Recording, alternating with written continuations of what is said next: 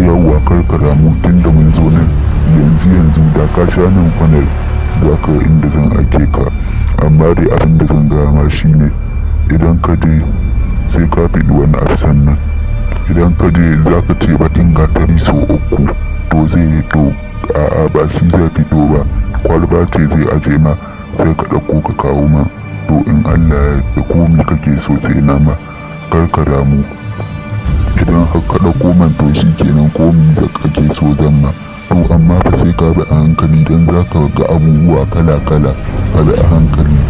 To shi kenan zan bi a hankali. Komi ka gani kar ka sake ka ruga ba zai cutar da kai ba. To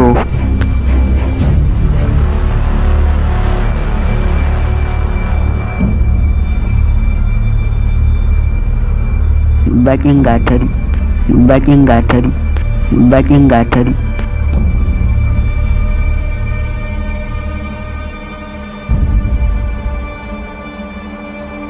wai Allah na same shi, bari in maza in je in kai mai yanzu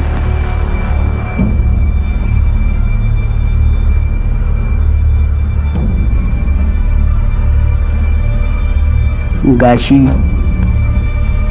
Kai amma dai ka yi ƙoƙari sosai gaskiya, ya kamata a yaba ma. To an shi yanzu dai na gode sosai, duk abin da kake so in Allah ya yarda zan ma shi.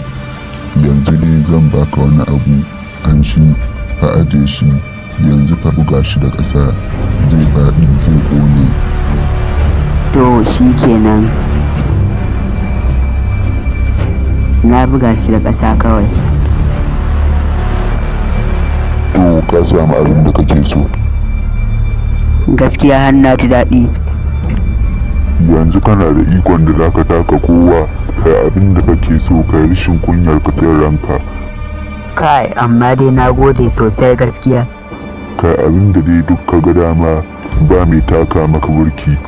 Yanzu duk ka samu abin da kake so, ka sha kurminka kai ta murna, ba abin da ba za ka iya ba.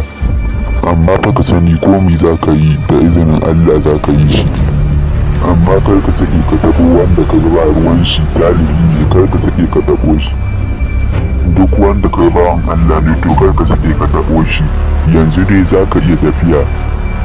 Na gode.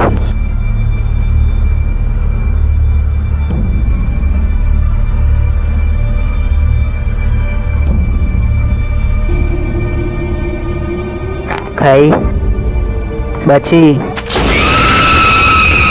haha sai ni wake ja da ni ba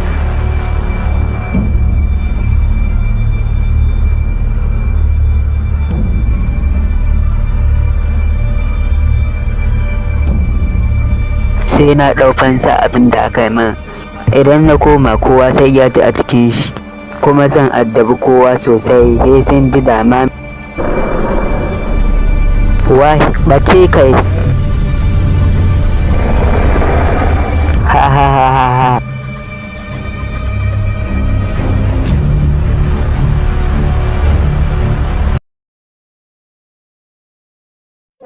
Wace ainihin ku saboda ku mana subscribe sannan ku danna wannan waje ne ƙararrawa ta yadda za ku samu sanarwa ta musamman a duk lokacin da muka wato ainihin dole sabuwar ɗauka.